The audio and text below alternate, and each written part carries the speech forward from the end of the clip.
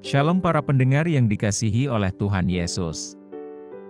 Kiranya Tuhan memberikan rahmat-Nya kepada para pendengar semua. Sebentar lagi kita akan mendengarkan pembacaan Alkitab audio dalam versi bahasa Indonesia sehari-hari. Siapkan hati saudara.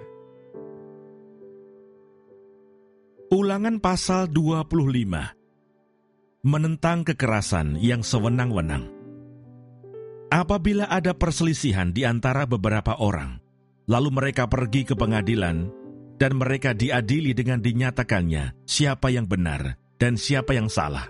Maka jika orang yang bersalah itu layak dipukul, haruslah hakim menyuruh dia meniarap dan menyuruh orang memukuli dia di depannya dengan sejumlah dera setimpal dengan kesalahannya. 40 kali harus orang itu dipukuli, jangan lebih, supaya jangan saudaramu menjadi rendah di matamu apabila ia dipukul lebih banyak lagi. Janganlah engkau memberangus mulut lembu yang sedang mengirik. Tentang kawin dengan istri saudara yang telah mati. Apabila orang-orang yang bersaudara tinggal bersama-sama, dan seorang daripada mereka mati dengan tidak meninggalkan anak laki-laki, maka janganlah istri orang yang mati itu kawin dengan orang di luar lingkungan keluarganya. Saudara suaminya haruslah menghampiri dia dan mengambil dia menjadi istrinya, dan dengan demikian melakukan kewajiban perkawinan ipar. Maka anak sulung yang nanti dilahirkan perempuan itu haruslah dianggap sebagai anak saudara yang sudah mati itu, supaya nama itu jangan terhapus dari antara orang Israel. Tetapi jika orang itu tidak suka mengambil istri saudaranya, maka haruslah istri saudaranya itu pergi ke pintu gerbang, menghadap para tua-tua serta berkata, "Iparku menolak menegakkan nama saudaranya di antara orang Israel. Ia tidak mau melakukan kewajiban perkawinan ipar dengan aku." Kemudian para tua-tua kotanya haruslah memanggil orang itu dan berbicara dengan dia. Jika ia tetap berpendirian dengan mengatakan, "Aku tidak suka mengambil dia sebagai istri," maka haruslah istri saudaranya itu datang kepadanya di hadapan para tua-tua, menanggalkan kasut orang itu dari kakinya, meludahi mukanya sambil mengatakan, "Beginilah harus dilakukan kepada orang yang tidak mau membangun keturunan saudaranya." Dan di antara orang Israel namanya haruslah disebut kaum yang kasutnya ditanggalkan orang. Larangan berbuat biadab.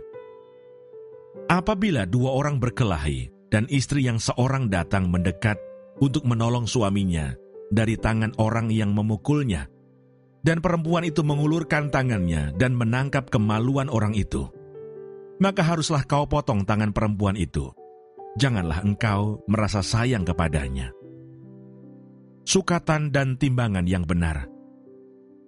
Janganlah ada di dalam pundi-pundimu dua macam batu timbangan, yang besar dan yang kecil.